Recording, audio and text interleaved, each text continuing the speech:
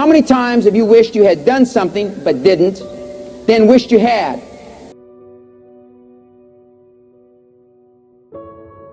All of you will not achieve everything you set out to accomplish.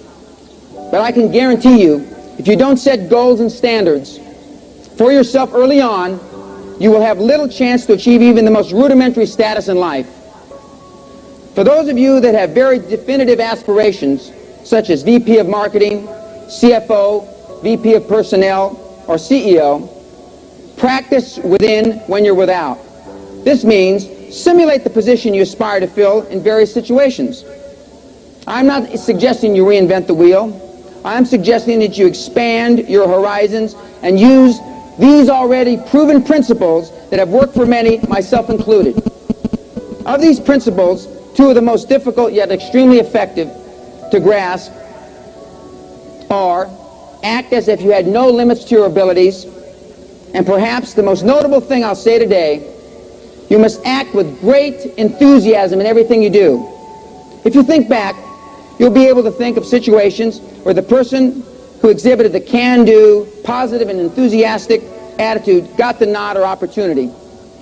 And fellow graduates, what you will come to realize early on in your career is all you need or want is the opportunity to excel.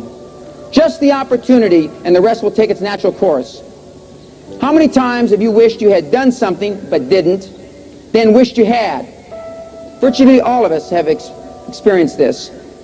If you merely reduce such occurrences, your career goals will be enhanced. Now I will relate an example that exhibits these concepts.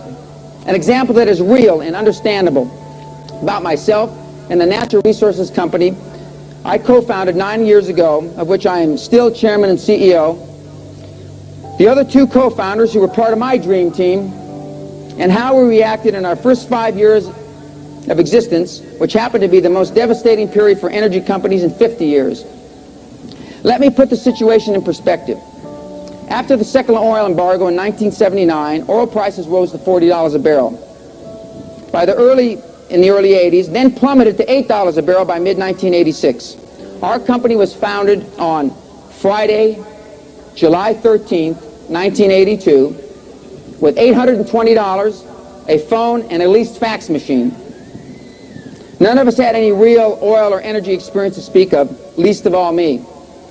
Now it's 1987, and I am being interviewed by a London-based newspaper, and I was asked how in the most trying period the energy business has ever known, 1982 to 1987, called by some a 5-year depression, did Great Western Resources Incorporated become the fastest growing natural resource company in the United States with assets of near $300 million.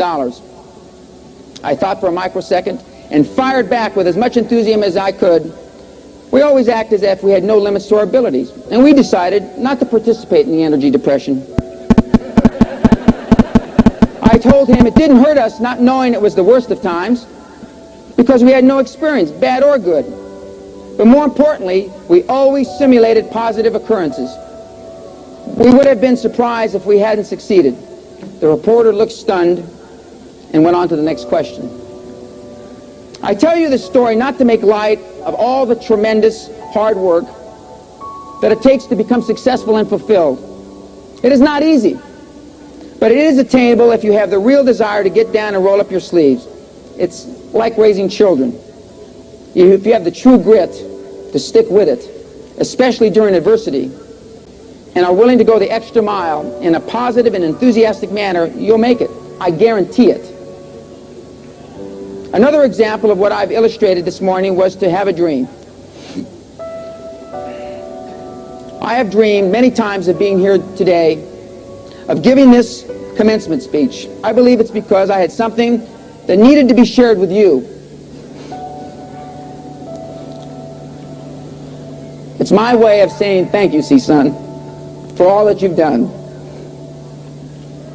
And also I hope someday I would have an opportunity to help lay out a framework for the future for graduating students. Everything I've discussed today really works.